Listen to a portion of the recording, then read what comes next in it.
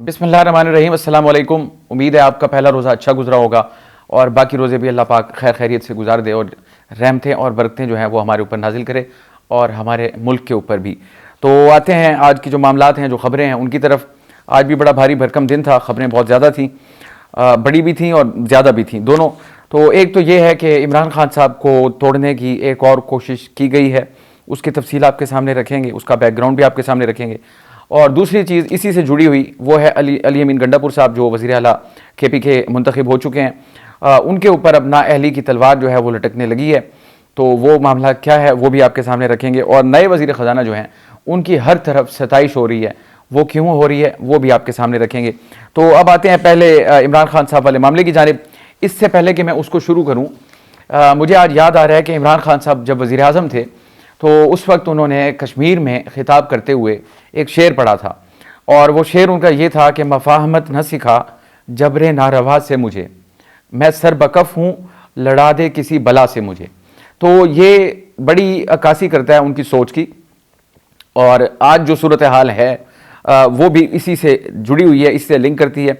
और कल भी हमने जो वीडियो की थी उसमें हमारा बुनियादी नुक्ता यही था कि इमरान खान साहब के पास चॉइस मौजूद है, और ये इस वक्त जो भी प्रेशर बन रहा है, मैं इसकी पूरी सूरत हाल आपके सामने रखता हूँ। जो असल खबर है वो ये है कि इमरान खान साहब से मुलाकात के ऊपर 2 हफ्ते की पाबंदी लगा दी गई है। अब ये जो पाबंदी लगाई गई है वो है तो पूरी अडियाला जेल के ऊपर, और जो हुकूमत वजूहात बता रही है वो हैं सिक्योरिटी थ्रेट्स। अगर इसी से जुड़ी हुई चीज़ मैं आपको पीछे ले जाऊँ तो 2-4 दिन पहले की खबर है, जो इतनी हाईलाइट तो नहीं हुई, लेकिन वो रावलपिंडी पुलिस ने दी थी और उसके ऊपर वो ट्विटर पर भी जारी हुई थी खबर। तो उस खबर के अंदर कहा गया था कि 3 दहशतगर्द जो हैं वो रावलपिंडी पुलिस ने गिरफ्तार किए अडियाला जेल के अतराफ से, और उनसे उनके कब्जे से जो भारी असला बारूद जो था वो भी बरामद हुआ। और सबसे इंपॉर्टेंट बात ये थी कि उनके पास अडियाला जेल का नक्शा भी मौजूद था। तो इसका फॉलोअप खबर तो कोई आ नहीं सकी। बहरहाल ये 3-4 दिन पहले की खबर है। तो उस वक्त इस खबर को पढ़ के और इसकी जो भी तहकीक थी उसको करके, तब भी मेरे जहन में एक चीज़ आई थी, और वो ये थी कि ये इमरान खान साहब को यहाँ से यानी अडियाला जेल से मुंतकिल करने का कोई प्लान हो सकता है। तो मैं आज भी अपने उस जो मेरा थीसिस था उस पर कायम हूँ। ये एक मुमकिनात में से चीज़ है कि इमरान खान साहब को आने वाले दिनों में अडियाला जेल से किसी और जगह मुंतकिल कर दिया जाए, और उसकी वजूहात भी हैं मुंतकिल करने की। और वो मुंतकिल इसलिए किया जा सकता है कि इस वक्त उनका जो राब्ता है वो रावलपिंडी में बैठे हैं, और उनकी जो हुकूमत है यहाँ हुकूमत तो KP के अंदर है, लेकिन जो उनके नुमाइंदे हैं या उनकी पार्टी है वो इस्लामाबाद में मौजूद है। तो इमरान खान साहब की जो एक्सेस है वो बड़ी करीब है, और वो मुलाकात भी हो जाती है और उनके साथ हर चीज़ के ऊपर मशावरत होती है। तो जब चाहते हैं मुलाकात हो जाती है। वैसे मंगल और बुध जो है वो तो मुकर्रर भी हैं, तो यानी उनकी ईजी एक्सेस है। ऐन मुमकिन है कि उनको कहीं पंजाब के दूर दराज इलाके में मुंतकिल कर दिया जाए, तो जहाँ उनकी एक्सेस जो है वो थोड़ी रिस्ट्रिक्ट हो जाए, मुश्किल हो जाए। मुलाकात के दिन तो तय होंगे, लेकिन मुलाकातियों का जो रुझान होगा वो कम हो जाएगा। तो ये भी एक चीज़ मुमकिनात में से हो सकती है। अब ये सब कुछ करने का बुनियादी नुक्ता क्या है, बुनियादी वजह क्या है?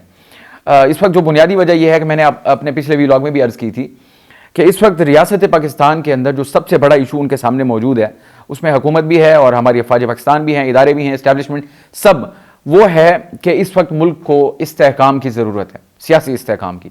क्योंकि आपका जो माशी इस्तेहकाम है वो इसके साथ जुड़ा हुआ है, इन दोनों को अलग नहीं किया जा सकता। 1 दहाई से ज़ायद अरसा हो चुका और पाकिस्तान जो है मुसलसल सियासी अदम इस्तेहकाम का शिकार है, और उसमें बतदरीज इजाफा होता चला गया है। और उसकी रिजल्ट्स जो है वो अब हम फेस कर रहे हैं, वो महंगाई की शक्ल में हो, बेरोज़गारी की शक्ल में हो, IMF की शराइत की शक्ल में हो, या जो भी सूरत हाल है, या हमारा जो ट्रस्ट है दुनिया का हमारे ऊपर या कारोबारी तबके का हमारे ऊपर, उसमें भी हमें नुकसान हो रहे हैं।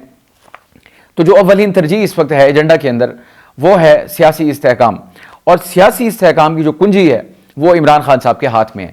क्योंकि इस वक्त इमरान खान साहब जो हैं वो इस चीज़ को जिस तरफ चाहें मोड़ सकते हैं, वो इस्तेहकाम की तरफ भी मोड़ सकते हैं, उसकी भी उनके लिए एक कॉस्ट है। और वो अगर चाहें तो इस अदम इस्तेहकाम को मज़ीद बढ़ा सकते हैं, उसकी भी एक कॉस्ट है जो वो टेम्परेरीली फेस कर भी रहे हैं। अब अगर हम आते हैं इस तरफ कि अगर वो सियासी इस्तेहकाम के रास्ते पर चले जाते हैं तो उसकी कॉस्ट उनके लिए क्या है? उसकी कॉस्ट उनके लिए ये है कि जो उनका वर्कर है, अगर इमरान खान साहब मफाहमत करते हैं, वो आसिफ जरदारी के साथ हो या मौलाना फजल रहमान के साथ हो या किसी के साथ भी हो, तो उनका वर्कर जो है, आपको याद होगा मौलाना फजल रहमान साहब से अभी पिछले दिनों मुलाकात हुई थी, इनके वफूद की 3 मरतबा मुलाकात हुई।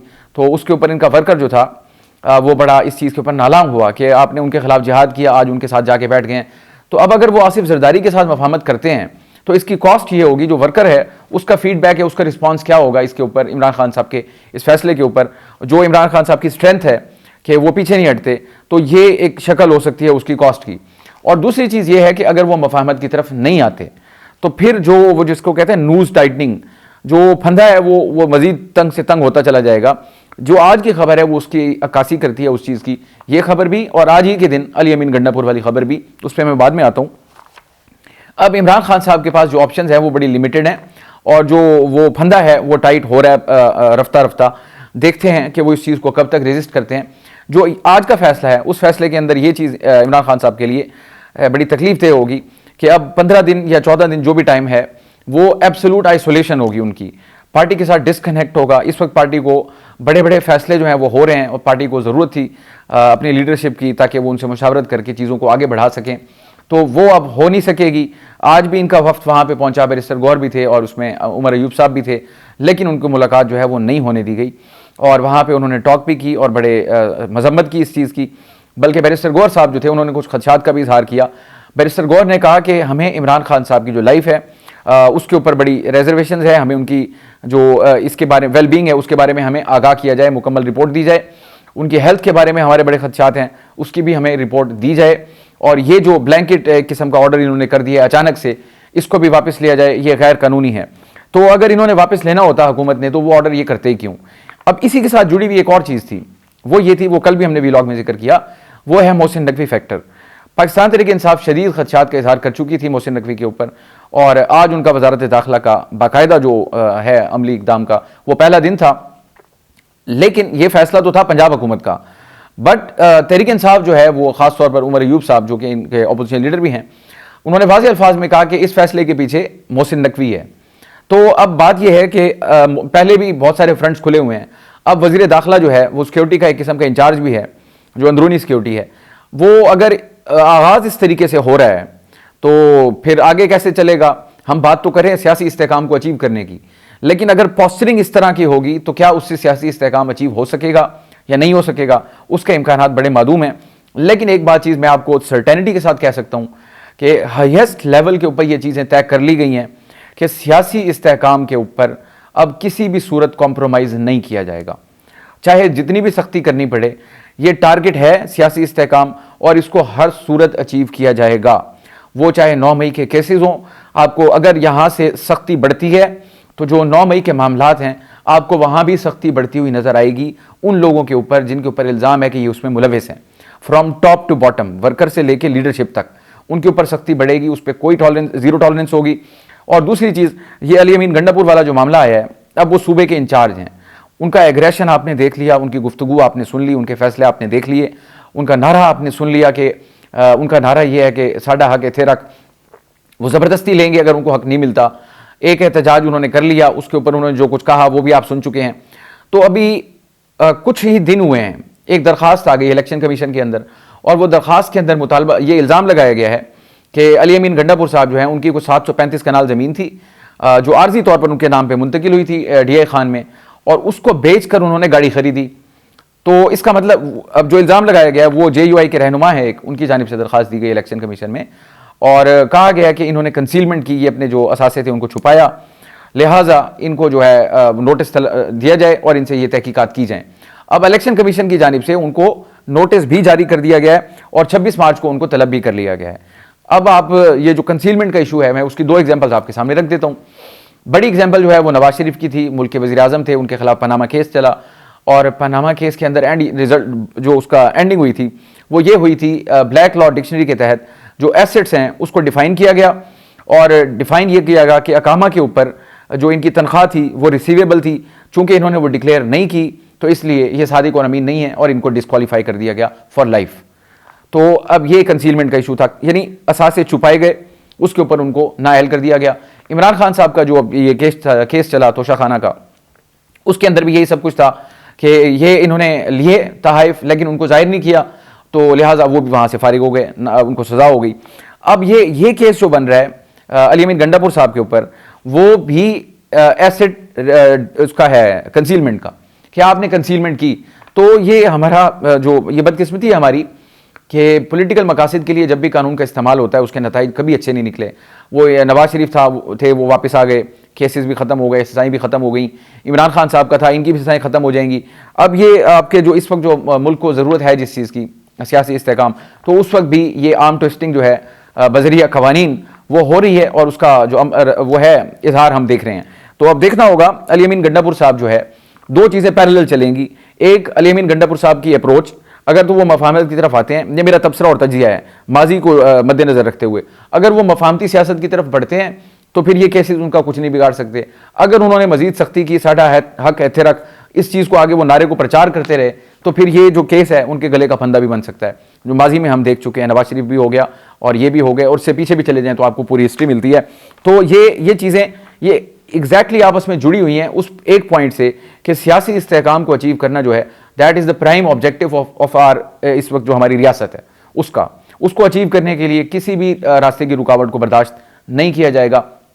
SIFC इसी वजह से बनी, और अब जिस तरीके से भी ये सेटअप हुकूमत का बना है तो वो अब इसको चलाना तो पड़ेगा, क्योंकि इसके बगैर जो है वो काम आगे बढ़ नहीं सकता। IMF सर के ऊपर खड़ा है, एक हमारा प्रोग्राम ख़त्म होगा तो इसके बाद हमें फुल फ्लैज प्रोग्राम की तरफ जाना है, और उसके लिए आपको सियासी इस्तेहकाम होगा तो ये मामला आगे बढ़ेंगे, अगर वो नहीं होगा तो वो मामला आगे नहीं बढ़ेंगे। ये बात ज़रूर जहन में रखिए कि अब ये ज़ीरो टॉलरेंस होगी टूवर्ड्स इंस्टेबिलिटी, इसके ऊपर टॉलरेंस यानी बर्दाश्त जो है वो नहीं मजीद की जाएगी। उसका ये इजहार आपको आज के इन दो फैसलों में नजर आया है। तो देखना होगा इमरान खान साहब आगे दो मुश्किल चॉइसेस में से कौन सी मुश्किल चॉइस लेते हैं, या वो अपने अंदर नरमी लाते हैं, या अपनी सियासी हिकमत अमली को तब्दील करते हैं, या फिर वो अपना जो स्टांस है उसमें मजीद सख्ती लाते हैं। अगर मजीद सख्ती लाते हैं तो जवाब में भी मजीद सख्ती ही देखने को मिलेगी। ये नविश्ता दीवार है इस वक्त। और जो गंडापुर साहब का मामला है वो भी मैंने आपके सामने रख दिया। अब आते हैं इस चीज़ के ऊपर, एक और मैं छोटा सा तबसरा इस पर कर दूं। इमरान खान साहब को इस हद तक तो मैं दाद देता हूं कि उन्होंने जो भी पॉलिटिक्स की, जो भी उनकी हिकमत अमली रही, पॉलिटिकली उनको फ़ायदा ही हुआ है। उसकी मैं एग्जाम्पल भी आपके सामने रखता हूँ। 8 फरवरी को इलेक्शन हुआ, दो सिनेरियोज हैं, एक 8 फरवरी से पहले का और एक 8 फरवरी के बाद का। 8 फरवरी से पहले जो तकरीबन 1.5 साल का अरसा है वो तहरीक इंसाफ के ऊपर शदीद तकालीफ का गुजरा। उसमें केसेस भी थे, उसमें क्रैकडाउन भी था, उसमें एहतजाज भी थे, और इनका सब कुछ था। यानी शदीद जिसको कहते हैं क्रैकडाउन का सामना इन्होंने किया, फ्रॉम टॉप टू बॉटम, पूरी लीडरशिप, वर्कर, कारकुन, अटैक्स भी हुए, सारा कुछ हुआ।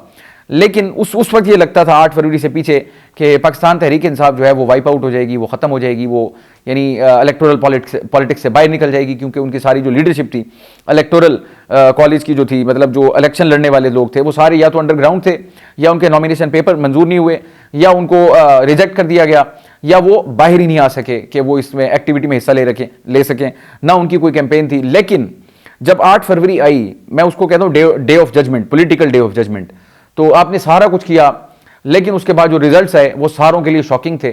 जो तहरीक इंसाफ डिमोरलाइज थी 8 फरवरी से पहले, 9 फरवरी को या 10 फरवरी को उसमें आप यूं समझ लें कि मुर्दा घोड़े में जान पड़ गई।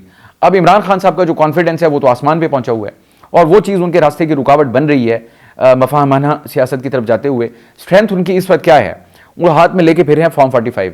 वो कहते हैं कि ये हुकूमत है फॉर्म 45 वाली, क्योंकि इलेक्शन का नतीजा ये है, और जो फॉर्म 47 है वो सारा जालसाजी है, वो सारी टेम्परिंग है, और वो फॉर्म 45 इलेक्शन कमीशन का बनाया गया है, लिहाजा वो हुकूमत है ही नहीं, वो जाली हुकूमत है। तो मॉरल ग्राउंड्स के ऊपर उनका जो स्टांस है वो तो बड़ा सख्त है, और वो रीजनेबल ग्राउंड है उनका। लेकिन अब जो ऑन ग्राउंड रियलिटीज़ हैं वो कुछ और हैं, वो तकाजा भी कुछ और कर रही हैं।